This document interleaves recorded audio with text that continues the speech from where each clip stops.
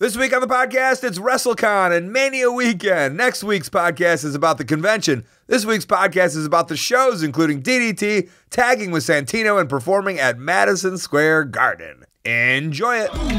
This is the Art of Wrestling with professional wrestler Colt Cabana.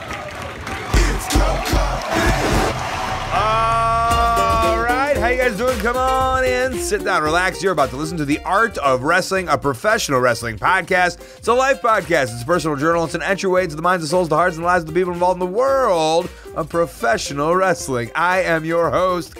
My name is Colt Cabana. I'm walking over here.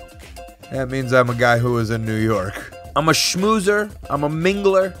I'm a guy who just goes into a world-famous 20,000-seat arena and just has people say his name. That's right. I, most importantly, am a professional wrestler, and I am sitting here live in my studio apartment in Chicago, Illinois. Before I go any further, this is a fan-supported and listener-supported podcast supported by people just like you. We give it to you free of charge every single Thursday. ColtCabana.com, iTunes, SoundCloud, wherever you get your podcasts from. Couple great ways that you can support, rate, review, and subscribe on iTunes. Tell a friend, tweet it out, Facebook it out. Let everybody know that you listen to this podcast. The best way to support, though, ColtMerch.com, DigitalColt.com, t-shirts, buttons, pictures, posters, DVDs. Action figures are gone. You can still get those micro brawlers. Grab a children's book, ColtMerch.com, DigitalColt.com. Now, ColtMerch.table was up and flowing for the most part at the convention, but also at these each individual shows, and that's what I did. I had 5 shows. Probably could have been a little bit busier. I chose to do the convention more than I did the shows, but let's get into it. Wednesday night, got into New Jersey. Plane was a little bit late, still made it on time.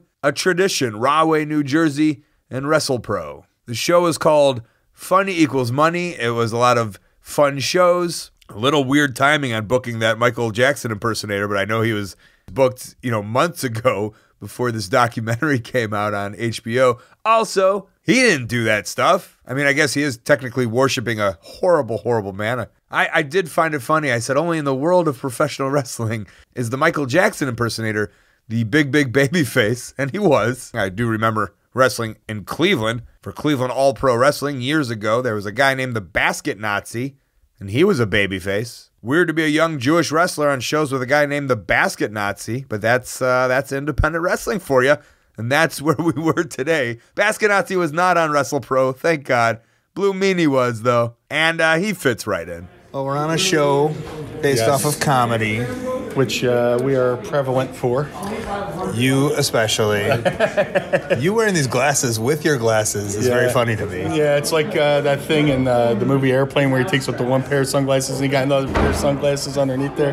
Yes. Robert Stack. I would like if you had the Meanie trifocals that were like painted onto the black one. It's getting to the point where I need them. Man. I was looking at your social media the other day, and like you're straight up like gray silver fox now. Oh yeah. Well, it also helped that like growing up, I was like a super light blonde haired kid, but just the years of, I guess, dying and bleaching and being meanie just stripped it. My blue is gone. Like you'll never be blue in the real world, will you? I love being blue in the real world, but like sometimes people suck. Like Halloween's next week, pal, or really? People are jerks. It's like I loved it. I love the way it looked. Nowadays with girls, like there's so much like coloring their hair is like so easy. It's like not a whole process. Like there's just product you can just buy and it's like colored in a second, right? Yeah. Well, that's why I do. I tell everybody, instead of just for men, I use just for meanie now. Hey. So just like I like messing with the promoters. I'll show up and I'm like all grayed out, and they're like, "Oh shit, it's not blue. What's he gonna do?" Blah blah blah. And then like I'll put the blue in, and I'll walk around casually, like I didn't just put blue in their hair, and they just like do a double take, like did I know what the hell's going on here? So I'll be like, "Oh what man? What's wrong? You look funny. What's going on?" You did it. Just fuck with people. So when would you say you were comedy from day one, or like, because this is a new era of like what's comedy? I've always wanted to be comedy. Like growing up, my loves in life were music, pro wrestling, and stand-up comedy. I steal a lot from a lot of my facials. I stole from like George Carlin and stuff like that, and I would just watch him so much, and I would just pick up his mannerisms. and stuff like that. So like, and like anytime like something, people hate it like when Vince started doing the comedy with like the skits on Saturday Night's Main Event and stuff like that. But I love that stuff, when they're doing the Halloween parties and like somebody's getting thrown in a cake or something like that. I always thought wrestling needs an ebb and flow, and there always needs to be a little bit of a tension breaker with the comedy, Where was there a point where you realized you're doing good comedy work? And like I'll say this, I assume it's like the BWO stuff, like the skits and everything. Yeah. Or was it before that or after that, where you were like, oh, I'm a bit of a comedian here? Yeah. I would try to do it like before I was the meanie, and then like I was doing it in a way where when Raven saw me, it triggered like the idea for the meanie, and then like he wanted me to be his version of the meanie, but then like he wanted to start doing the parodies, and that's like my wheelhouse. That's my strength. Like more of my personality came out. Like more of me came out when we started doing those parodies, and what you saw was me when I was a kid, I was like, I always, would tell people the shit I used to get in trouble for in grade school, I'm getting paid to do now.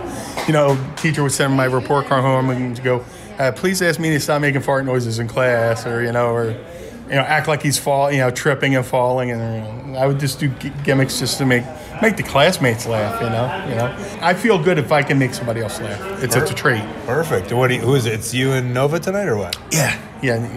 Us and Nova, we're doing the gauntlet and stuff like that, and I like working for WrestlePro.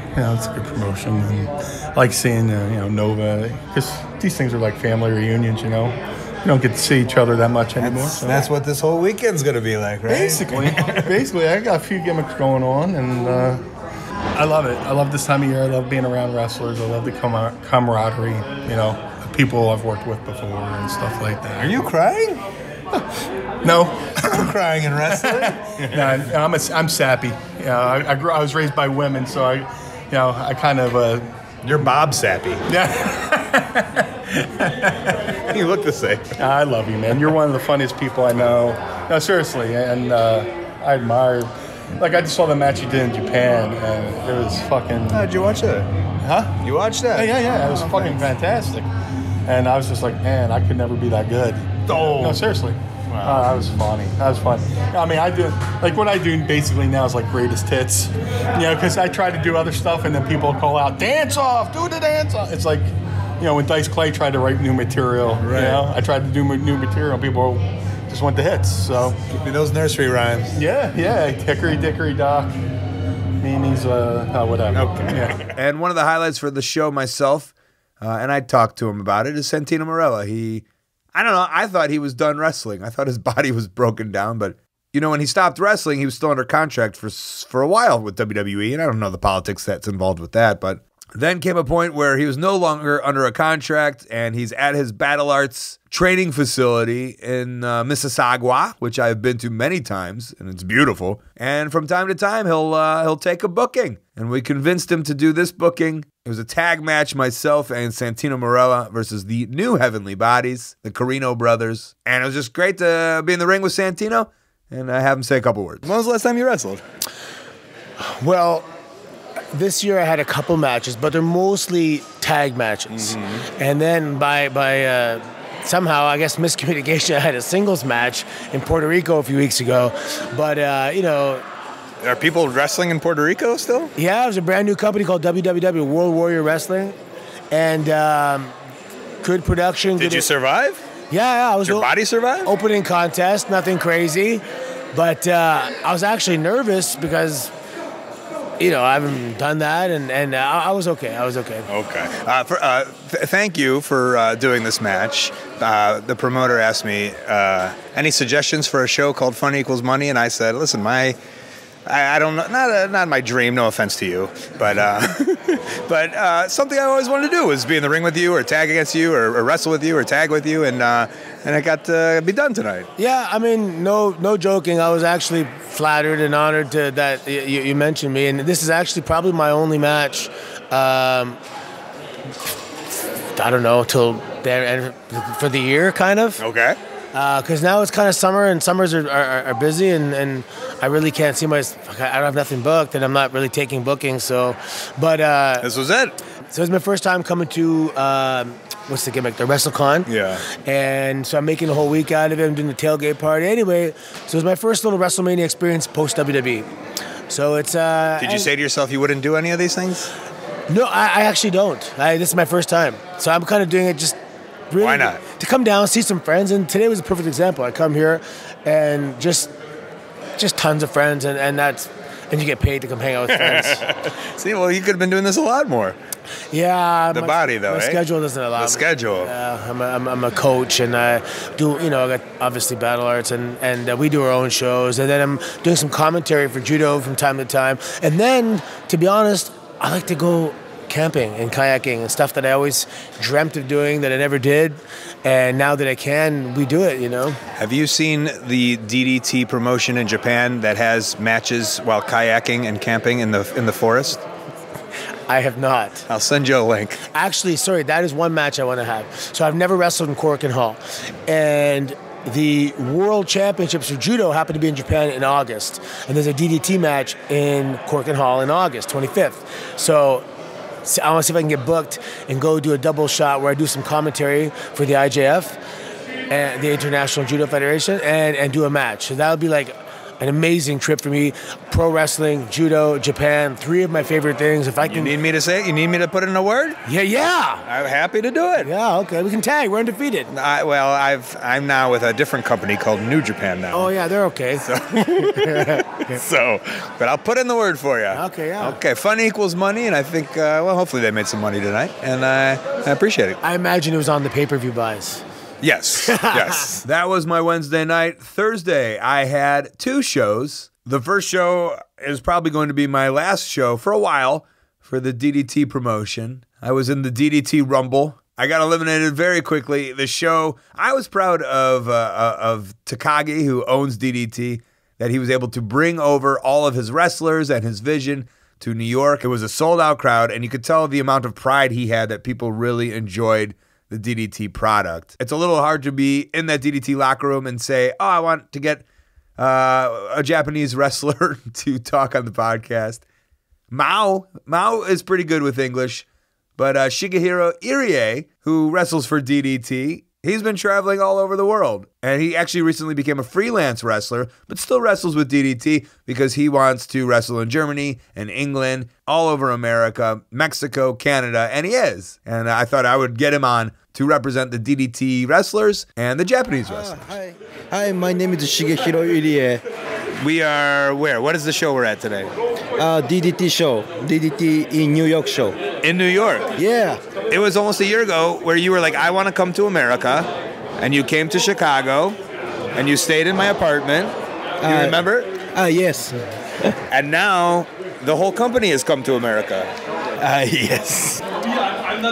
But a very good crowd. Yes. Yeah. Very nice. Very good. So, how is your English coming? My English? Yeah.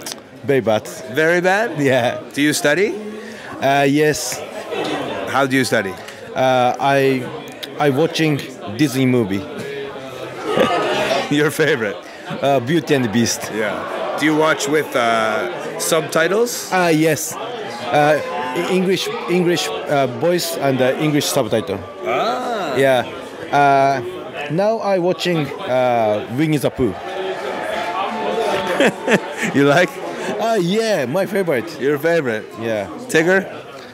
No, Pooh. Pooh. Yeah. You look like Winnie the Pooh. Oh, thank you. You think that is nice? Oh, yeah, thank you. Yes. You like Winnie the Pooh. Yeah, very. I love Winnie the Pooh. Yeah. Okay. And now you go to England, you go to Germany. Yes, wrestling is very nice. Yeah, but everything little expensive. Expensive. To pay you to wrestle, expensive. Now your price, very high. No. I'm very cheap. You're cheap. Yeah, I'm indie wrestler. Oh, good. Well, welcome to Indie Wrestler. ありがとうございます。 The DDT show ended at 10:30. The AIW show started at 11. Ethan and I were on about 12:15. So we made the decision to stay a little bit after DDT, try to sell some merchandise, and then head on over across the river. Remember, DDT was in Queens. We're going to head on over to New Jersey, and I was going to wrestle my son, MJFC. What are we doing right now? Hold on, can I film while you do that? Sure. Like a little Inception? Yeah. All right, I'll let you take it away. Oh, shit. Can't get comfortable? No. This is like sums up millennials right now, even though I'm not even a millennial. What do you mean? Oh, they're both recording at the same time. You're vlogging while I'm podcasting. Yeah, just say what's going on right now for the audience, not the ones watching your YouTube show right now. Well, we are currently driving from Queens, New York to Jersey City, New Jersey. We're definitely going to be late. We asked when we were up on the show and then mathematically dissected whether we would be able to make it on time. And I don't know if either of us are smart enough to actually decide whether we made the right choice or not. But we have to drive 40 minutes now to AIW and hopefully make it. I mean, that's the theme of this weekend. I'm not that brutal, but did you say you had 9 shows? 9 shows in 3 days, yeah. Roll them off for me. So today I had 4 shows, starting at noon, then 3:30, about an hour away, and then 8 o'clock, about 30 minutes from there, and then now 11 o'clock and 40 minutes away. Once I get through today, I'm good. Tomorrow I only have 3 shows, 11 o'clock, 3:30, and then 8 o'clock, and then after that I'm done, and then 2 shows on Saturday. Was it just a matter of like, I can't say no to anything, or I'm trying to top on as many shows as I can? I want it to be the busiest wrestler Mania weekend. You want that Elgin spot? We don't talk about that. And of course, you were filming that for your new YouTube vlog, which you'll stop in 3 weeks, I'm sure. Yeah, no, I'm enjoying it, and like I'm not trying to look at the numbers, even though that's like how my brain works. How can you not on YouTube? It's right there when you look it up. Never mind that. Like when the views drop off, who's subscribing. Oh, you look at the analytics. I look at everything, yeah. You just said you were supposed to not. I know. It interests me, but I'm going to push myself to do it for a year at least so that I can show my daughter like what I did while she was 1 year old. Yeah. Well, this will be a fun part of it. There's a lot of madness. You collecting a lot of stuff? Yeah. Trying to, as best as I can. Well, we're both documenting it, and let's hope we make this show. And we're also very uncomfortable in the back seat right now. We literally can't see out of the back of this vehicle because we've stacked everything up so high in the back. And, yeah. And we ran into a little bit of traffic. It was actually stop and start traffic. And we got there, I would say 10 minutes before our match. We got there right as Scott Steiner and Hornswoggle were getting into the ring, and we were right after them. I didn't see the match. I can only imagine it was amazing. My friend Marty DeRosa, who did not make it out to Wrestlecon this year, but he watched every single event streaming through all the platforms. I know there's a bunch. I'll recommend the High Spots Network. I know you could watch a bunch through there.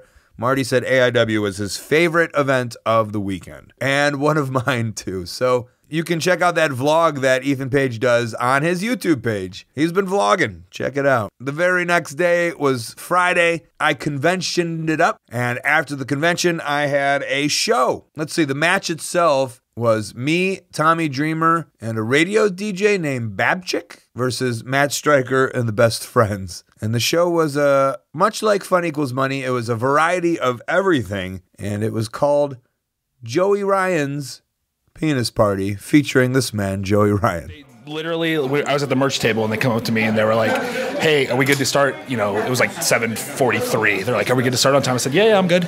They're like, do you want to kick off the show? And I said, I'm like, yeah, I guess, I should. I'm the host. So, so I said, come back in about 10 minutes and grab me. So I came back, I sold a little more merch. I got grab you anywhere but your penis, though. Grab me anywhere but my penis. They escorted me backstage or whatever. They're like, okay, we're going to start in 5 minutes. And I was like, okay, I should think of something to say. And, they had the penis druids with me. So I was like, I'll dress, all different colors this time. Different colors this time. It's a little bit more politically friendly. So I just was like, okay, I'm going to say, I'm Joey. This is my penis. These are my penis druids. You guys are my penis people. And then, To which a penis people chant went on. Yeah. Towers of the penis people. Am I underselling my promo? Penis people chant. Then yeah, you know, I wanted to address that. Like, there are so many shows, and I didn't want to say, you know, necessarily, you know, we're up against NXT tonight or whatever, or, you know, I didn't want to, or Janela Spring Break. I didn't want to, you know, harp on it too much, but I just said, you know, there's a lot of wrestling in town. This right here is my WrestleMania. So let's create a WrestleMania moment. And I got up on the second rope and I counted to 3, and I had everyone point to my penis like it's the WrestleMania sign. So we hope by the time this comes out, that picture has made its way around the internet. Yeah, I hope somebody snaps some photos of it. I mean, there was enough time for. There's professional photographers here and everything. Yeah. Let's hope there's a shot of that. So how did this penis party come about, actually? High Spots hit me up because they thought, you know, like, because there's so many shows WrestleMania weekend that they start to blend together. If it's just a company that uses the same guys, company that uses the same guys, so they want to start marketing, like, you know, specific shows, like kind of like, I mean, like Janela Spring Break really started the whole thing, the whole trend of it. But they want, you know, High Spots kind of wanted their own version of that, so they, you know, thought, you know, let's get Joey Ryan, let's do the penis party, and they pitched it to me like that. I mean, and then, you know, I was like, so I'm always self-doubting. I'm like, I don't think people are going to go to this, you know, like. But they were adamant about it, so and they did, and you know, even though we announced the date before, because we announced Friday with the assumption that NXT would be Saturday like it normally is, and then afterwards NXT announced that they're Friday, so we were like, oh man, this is really like we really got to like make this something to get people out, and you know. We were really worried about ticket sales, but I think we did, you know, I think this building holds 1,500, and we probably did about 1,200 tickets. Yeah, it's packed. Yeah. Packed to the penises. Yeah, so that's not bad. The penises are packed. That's not bad being against Janela Spring Break and being against NXT. And then I want to share this story before I leave you. Is I was talking to the $1 Million Man, Teddy Biasi, and he said, "Oh, what show do you have next?" I said, "Joey Ryan's penis party." And he goes, "I'm sorry, what?" And he was just like, I was like, oh no. And I go, I don't want to tell you. He goes, no, tell me. I think you said, what'd you, I go, Joey Ryan's penis party? He goes, what is that? And then I explained the whole dick flip into him. Yeah. And as I'm explaining, I'm like, I'm so sorry. I'm so sorry. This is your business. I am so sorry. And he was laughing. He liked it. So. Yeah, well, that's good. That's good. That's always like me when I'm on shows with like legends and I do the dick spot and I come back to the curtain and I immediately go up to them and say, I'm so sorry. I shake their hands. I'm so sorry what I'm doing to your business. But I bought a house, so. Yeah, right. But you know what, though? It was kind of cool because, like, most of them get it. Like, you know, Teddy DiBiase, I was on a show with Hacksaw, not to sidetrack the story. You know, a couple weeks ago, I was on a show with Hacksaw, and it was the first time he saw the gimmick. And, you know, I was obviously, I'm always on the fence of what side they're going to be on, whether they're going to be like, you piece of shit. Are you like, pro-penis or anti-penis? Right. And, you know, he came up to me afterwards. He said, brother, I loved it. And I smiled at him, and he held up his 2x4 and said, like, believe me, I get it. I had to do something stupid to get over, too. So, I mean, I think a lot of veterans and traditionalists, they know how hard it is to get something over and then how to keep it over. So they understand what I'm doing and why I'm carrying it. Your penis is the new 2x4. Same size. And from there was only one more show left. The next day was Saturday. I did the convention during the day, and then I headed on over to Madison Square Garden.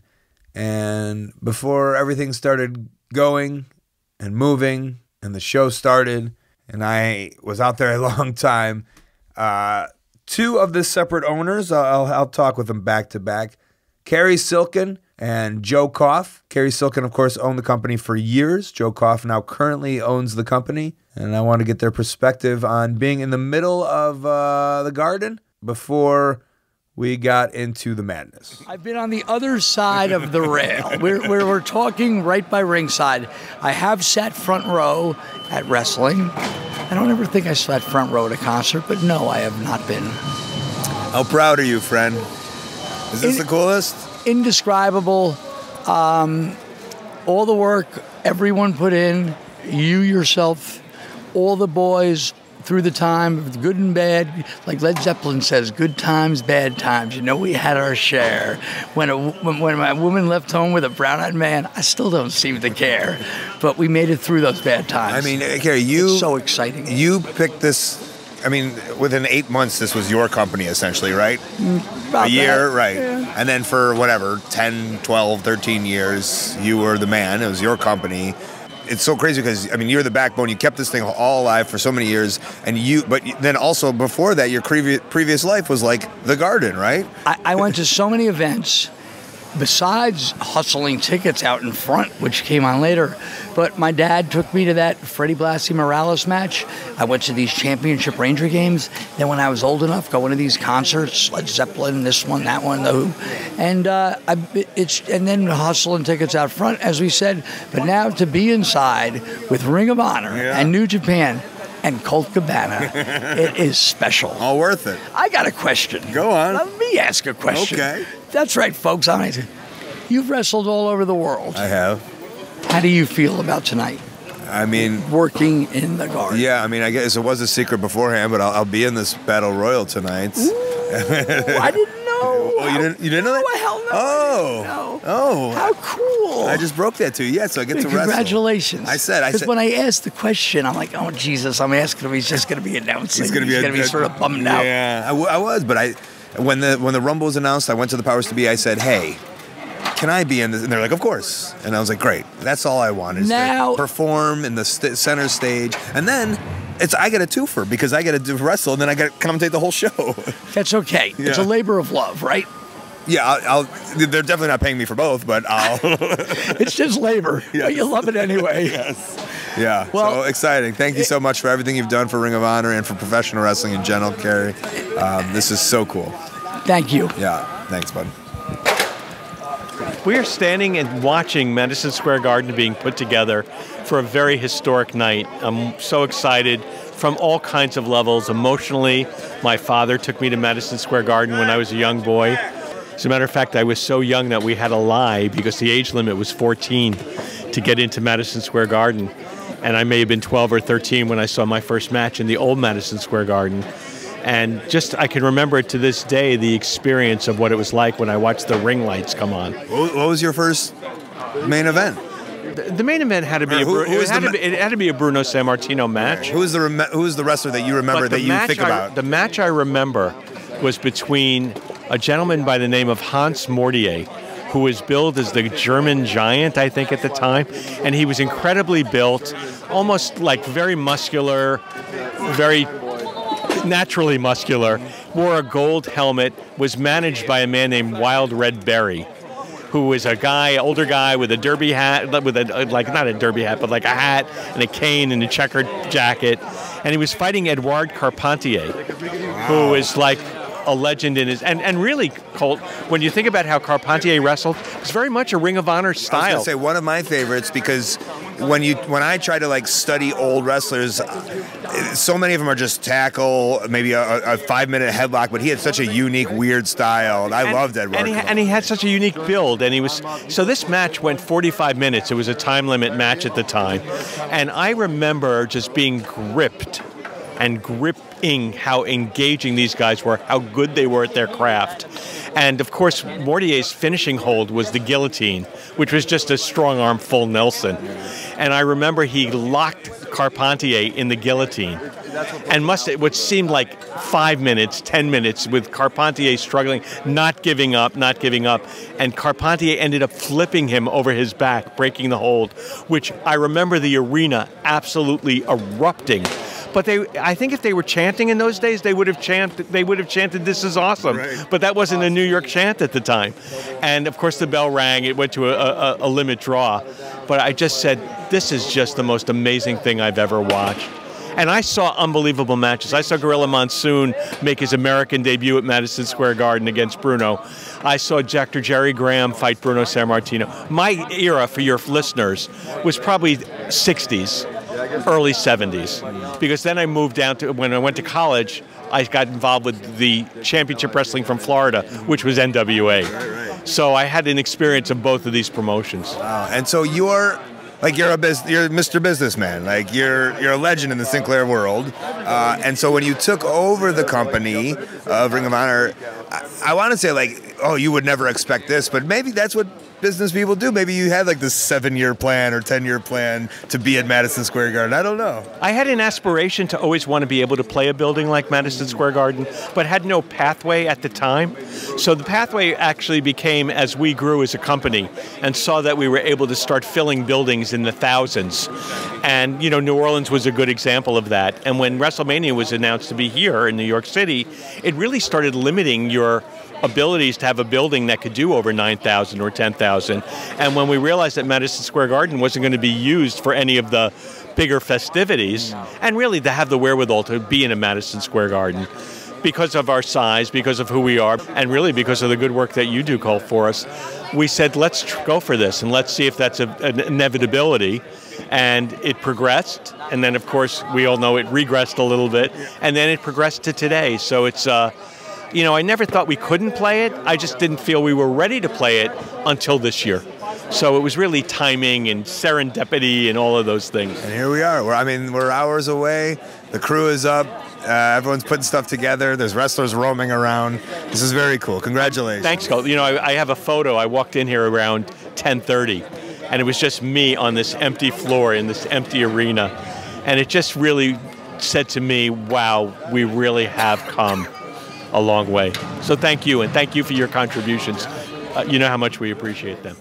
Everyone was super giddy. Everyone was super excited. We were all just like these little children. And one person that you usually don't hear from, but I wanted to get on the show, who I knew would be just as excited and was Paul Turner, referee Paul Turner, one of the bests. And when I walked up to him with a microphone, he was like a physical wreck. Imagine what he was like refereeing in front of 20,000 people if he was a wreck when I put a microphone in front of him. Paul, I've known you for almost 20 years. Yes. You've never been on my show. You never get the love that you should in wrestling.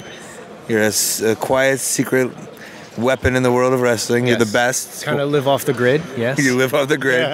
You're one of the best referees ever in all of the world. Thank you. And we're sitting here in the bleachers before the show starts. Maybe give me your thought process. Just like everyone else, I walked into the venue and I immediately looked up. I seen the Ring of Honor logo on this big billboard type thing, and goosebumps, instant goosebumps. So I had to pinch myself. Are you getting choked up right now, or do you have a cold? Yeah, there's something in my throat. It made for good audio. Yeah, but I could probably shed a tear right now if I wanted to. Yeah. Because it's so emotional, You've been here since day one. Day 5. It was show 5. Were you not on the first ones? No. I came in crowning a champion. No shit. Yeah. Well, we don't talk about that. Yeah. Those Keener. originals, yeah. I thought you were on the original crew. And I didn't even attend the first show, but I did buy the VHS tape of the first show, and I watched it. I watched the hell out of it. So on the 5th show you started? Yes, July 2002. Murphy Rec Center. Yeah. Sold out hot as hell. So Ref Hansen and myself ref that 60-minute Iron Man match with Spanky, Doug Williams, CD, and Loki. That was amazing. And you're from around here-ish? Yeah, Pennsylvania. Yeah. How far? From here, 3 hours. Oh, okay. Did you ever go to stuff at here? I attended a house show here and a pay-per-view here. Okay. So, but never thought I'd perform here. Do you have referee nerves? Yeah. I mean, if I didn't get nervous, I would probably, I don't know what I'd be doing. Why are you doing it? I still get the chills of... Even on regular shows? Yeah. So this is a mess. You're a mess right now. Are you a mess right now? Your wife is saying you're a mess. Yeah. Well, I'm excited for you, dude. Well, thank you. Yeah, congratulations. Yes, we both get to enjoy this, yeah, right? This is really cool. You get to say my name on commentary all the time. I will. And maybe you always ask why I wink at you. It's just I don't know why. It's just like maybe a habit, just with you. I just thought you let me know I'm doing a good job. Yes, always. Yes. And I'm handsome. Yes. Oh, yeah. And then eventually the show started. I got some catering, which was delicious. I was well aware of what I was doing. I was set out to commentate the show. I went to the commentator's booth. There was an honor rumble where, just like a Royal Rumble, every 1 minute somebody new comes out. My new BFF, Yano, came out at 27. He came over to the commentary booth. He told me to get in the ring. I did. I magically had my wrestling singlet and gear on. I ran to the ring. My music played. The crowd was amazing. They were chanting my name. They were going wild. Threw some elbows at Liger. Threw some elbows at the Ring of Honor and New Japan guys. Eventually, Haku put the Tongan death grip on me. Yano came. He helped save me.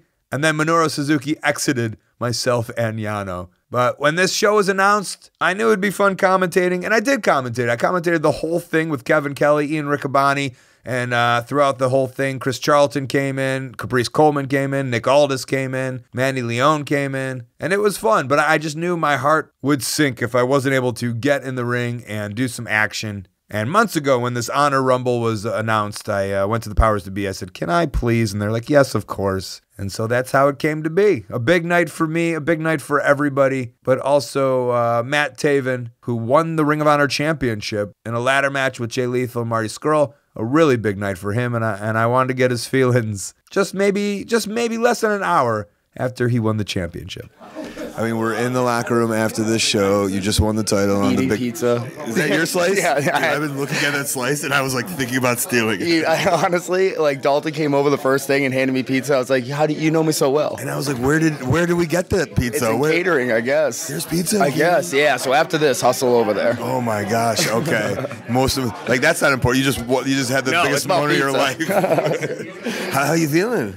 I don't know how it feels. It's so weird. No, it totally hasn't. Like, when I was up there and just looking around and like took the belt down, it was like, holy shit, this is happening, huh?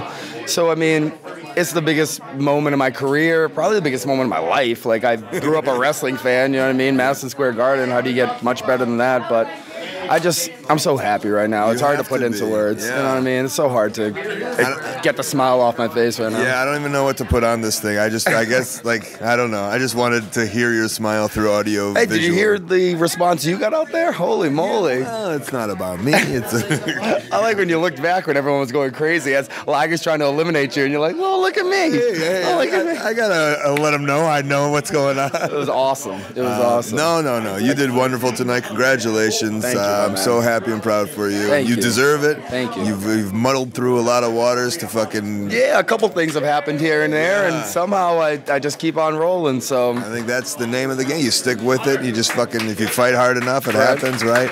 They're all clapping for me in the podcast right now. It's pretty great. It's Okada. It's Okada. Cool. How you celebrating? My friends and family came to the show, so they're at like a bar across the street, and I'm going to start there and just get weird from here on out. All right. I'd like to think that sums it all up. A fun weekend, a celebration of good times, great memories, a lot of wrestling, a lot of interaction, a lot of wrestlers, a lot of people, a lot of variety of different shows. Before we get out of here, let's get into some plugs and upcoming events. All right, the best way you can support ColtMerch.com, DigitalColt.com, Twitter and Instagram at Colt Cabana, Facebook /Colt Cabana, my storytelling podcast, Pro Wrestling Fringe, which I did put up that Tom McGee version on my YouTube channel. It got a lot of hits. Plus, past archives of this show, old and new, are ad-free on StitcherPremium.com /Colt. Use the code Colt, get a free month. ColtWrestling@gmail.com is my very public email. Maybe a promoter want to put me on your upcoming show or convention or even be documented on this very podcast. I also have a YouTube channel. I also have a website, ColtCabana.com. That's where you can find my P.O. box. Upcoming this Sunday, April 14th, Columbus, Ohio, ROHWrestling.com. Saturday, April 20th, Anchorage, Alaska, WrestleProOnline.com. And the night before, April 19th, I'll be doing a live podcast at COLT'S. Friday, April 26th, Lynbrook, New York, CreativeProWrestling.com. Saturday, April 27th, Concord, North Carolina, YouTube /NWA. Friday through Sunday, May 3rd through the 5th, Los Angeles, California, I will be with Matt Classic at LuchaVavoom.com. Wednesday through Sunday, May 8th, 9th, 11th, and 12th, Buffalo, Toronto, Grand Rapids, Chicago, ROHWrestling.com. Saturday and Sunday, May 18th and 19th, Walpershofen, Germany, Facebook, Forever Wrestling. Memorial Day weekend, I'm going to be in Las Vegas, Nevada at the Starcast.com, just Starcast.com. Friday and Saturday, June 14th and 15th, Cleveland, Ohio, AI Wrestling.com. Intro music is by the Ukulele Teacher on YouTube. Outro music by Superfun, Yeah, Rocket Ship. Podcast cover art designed by Jimmy Lee, photo by James Musselwhite. Thanks to the Blue Meanie, Santino Marella, Shigehiro Irie, Ethan Page, Joey Ryan, Cary Silkin, Joe Koff, Paul Turner, and Matt Taven for coming on the show this week. Sponsors, HighSpots.com and the High Spots Network, an amazing VOD service with brand new $5 wrestlings, PWGs, Best Friends, Egos Amigos, AMA knee pads, gear, masks, even a wrestling ring. And OneHourTees.com, they help run ProWrestlingTees.com. That's where you can support your favorite independent wrestler. Next week, I got some people from the convention to come on and talk. That should be a fun one. Until then, this has been The Art of Wrestling. For Colt Cabana, I'm Colt Cabana. Thanks.